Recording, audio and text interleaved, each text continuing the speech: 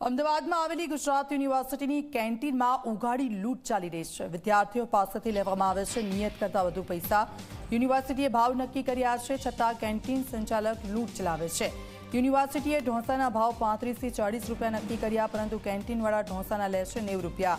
મસ્કાબનના બજાર કરતાં બમણા ભાવ લેતા હોવાની પણ ફરિયાદ છે।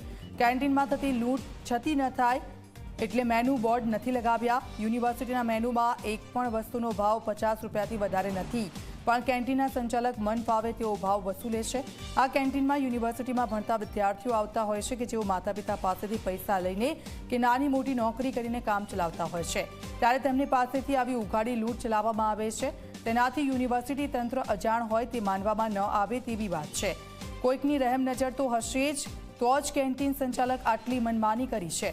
આ વિશે જ્યારે ઝી 24 કલાકે કેન્ટીન સંચાલકને સવાલ કર્યા તો તે પહેલા ગલ્લા તલ્લા કર્યા અને બાદમાં એવું કહ્યું કે આવતીકાલે મેનુ લગાવવામાં આવશે। વિદ્યાર્થીઓ પાસેથી થતી આ વસૂલી પ્રત્યે સત્તાધીશોનું મૌન ઘણું બધું કહી જાય છે।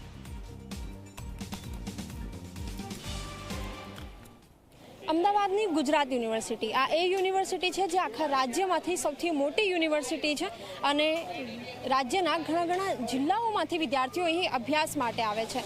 સરકારી યુનિવર્સિટી છે તો ફી પણ કારણ કે ઓછી હોય છે, એટલે મેરિટમાં ઊંચા આવવા માટે વિદ્યાર્થીઓ ઘણી મહેનત કરતા હોય છે। ઘણા બધા વિદ્યાર્થીઓ એવા છે કે જેઓ આર્થિક સ્થિતિએ કદાચ એટલા સદ્ધર નથી, પરિણામે અહીં તેઓ અભ્યાસ કરે છે અને એવામાં યુનિવર્સિટી વિદ્યાર્થીઓને ભોજન સમયસર મળે, સસ્તા ભાવમાં મળે, એની માટે એક લિસ્ટ યુનિવર્સિટીએ નક્કી કર્યું છે। પરંતુ આ લિસ્ટ પ્રમાણે અહીંની જે કેન્ટીન છે એમાં કશું જ નથી મળતું।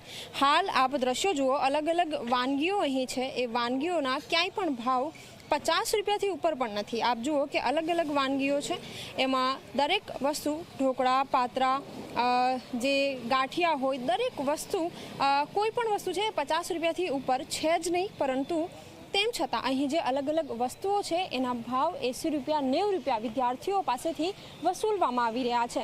આ મામલે યુનિવર્સિટીમાં રજૂઆત પણ થઈ, પરંતુ 4 કે 5 દિવસ બાદ હવે પરિસ્થિતિ શું છે એનું